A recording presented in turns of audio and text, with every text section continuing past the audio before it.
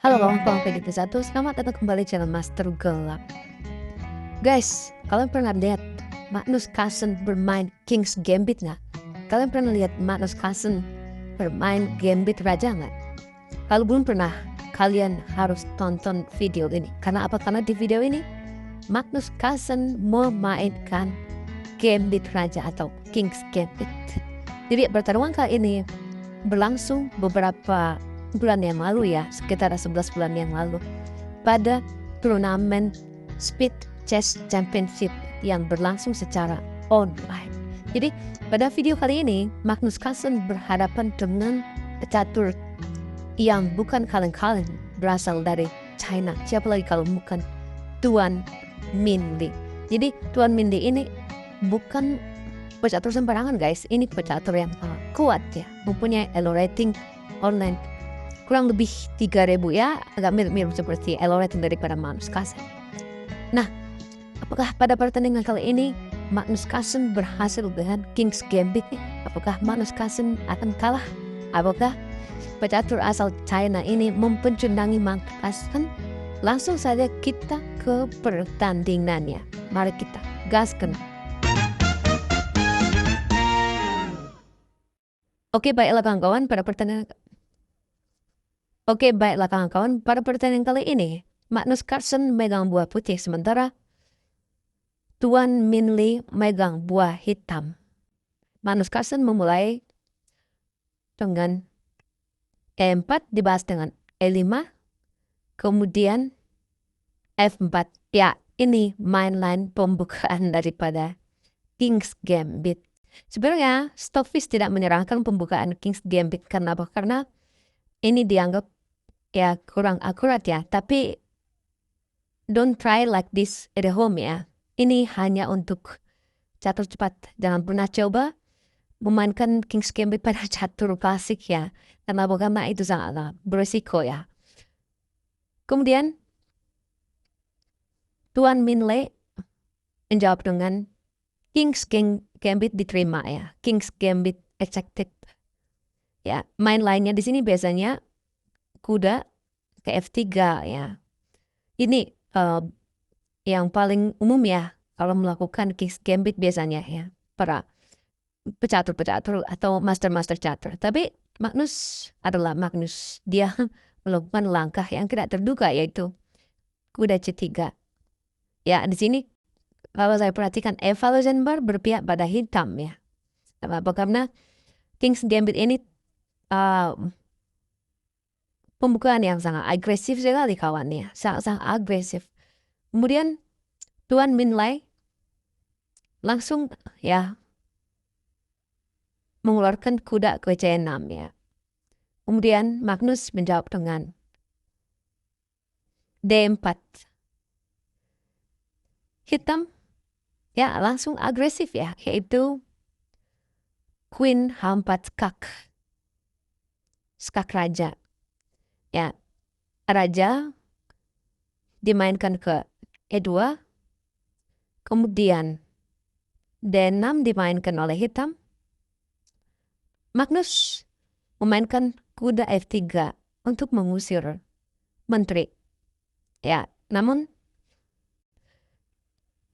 pecatur asal Cina ini tidak gentar guys. Dia ya langsung mengulti Magnus dengan gajah G4. Boom, ya, ancam balas ancam. Kuda nggak mungkin bisa makan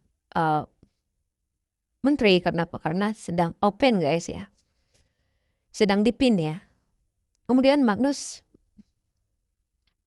gajah kali F4 ya. Hitam gajah F3 skak, yep. Langsung saja ya kudanya disikat kawan. Magnus memukul gajah menggunakan raja kali gajah. Kemudian hitam kuda F6.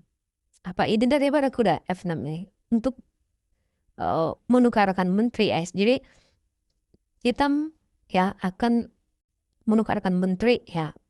Ya. Untuk apa? Untuk melemahkan pertahanan daripada putih ya.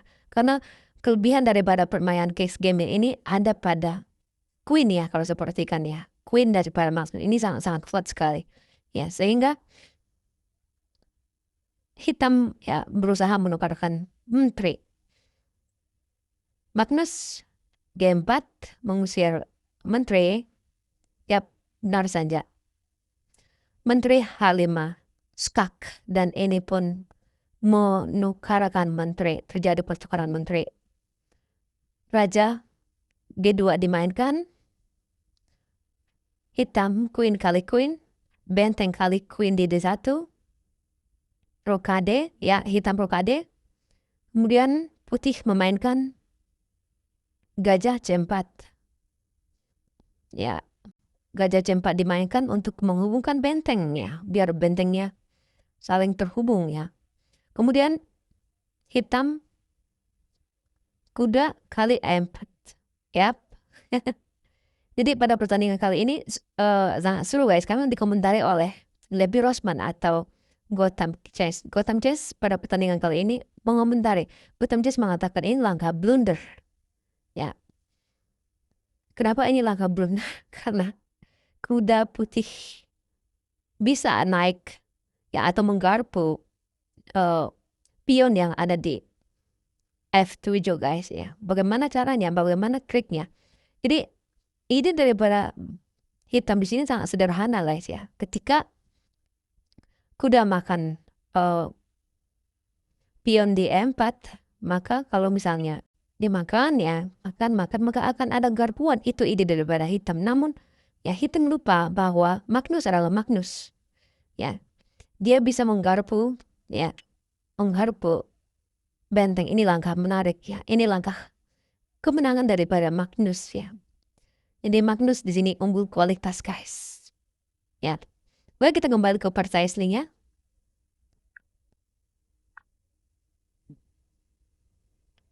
Yap, ketika hitam makan pion di E4, putih ya meladeni ide daripada hitam ya. Magnus tahu bahwa dia akan digarpu, tapi itu langkah sangat blunder ya. Kemudian benar saja D5 dimainkan, kuda G5 pung, dan ini bikin hitam geleng-geleng kepala. Pada saat pertandingan saya melihat ekspresi daripada hitam di sini, ekspresi pecatur asal dari Cina ini, dia geleng-geleng kepala guys. Dia menyadari bahwa dia melakukan langkah yang sangat blunder. Kemudian hitam melanjutkan dengan pion kali gajah, kuda kali F7. Ya, ini menggarpu kedua bentengnya. Salah satu harus dapat ya benteng daripada hitam. Kemudian hitam memainkan gajah E7. Kenapa dia tidak memindahkan bentengnya ke sini mungkin atau ke sini gitu? Ya sama aja sebenarnya guys. Ya mau kemanapun bentengnya akan disikat guys, akan dapat salah satu. Ya, oke, kita kembali ke partai sini ya. Yap, hitam lebih memilih pengembangan gajah ke E7. Ya, benar saja Magnus kali H8. Ya, bentengnya disikat, benteng kali kuda.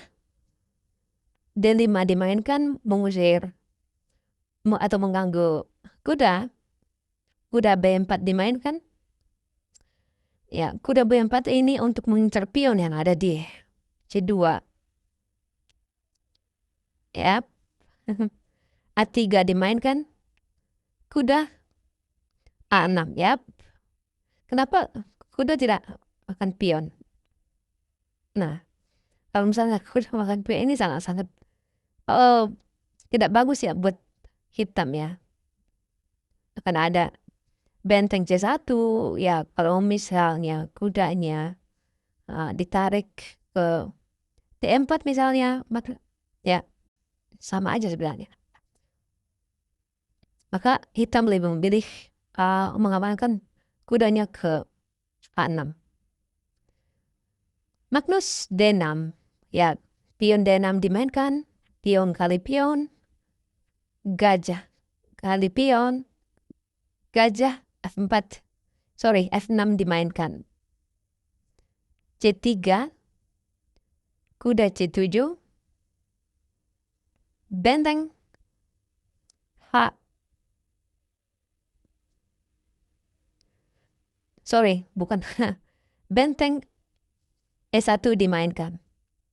Ya, idenya apa? Idenya untuk menguasai file E yang sudah terbuka. Kuda A8 dimainkan. Putih gajah E5. Idenya apa? Untuk menukarkan gajah. Kuda B6. Gajah kali gajah. Pion kali gajah. Makan. Benteng E7. H5. Benteng D4 dimainkan. Raja B8. Benteng F7. Benteng F7 untuk mengincar pion, guys. Pion yang ada di F6. Benteng E8 dimainkan. Raja H3 menghindar dari serangan daripada bentengnya. Benteng akan dimainkan ke E2 untuk skak raja, tapi Magnus lebih menghindar, ya, menghindarkan raja ke H3. A6 dimainkan. Benteng kali F6. Kuda A4 mengincar pion. Benteng F2 menjaga pion. Dan tepat pada posisi seperti ini, percaya atau tidak, Catur Tuan Limin menyerah dengan gagah, perkasa, berani. Kenapa dia menyerah?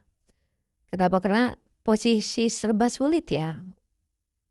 Ya, kalau kita perhatikan, pionnya dia kalah satu pion, kemudian perwira juga dia kalah, secara evaluasi juga kalah, ya. Jadi pada pertandingan kali ini Magnus melakukan King's Gambit dengan sangat apik, luar biasa, wonderful, wow.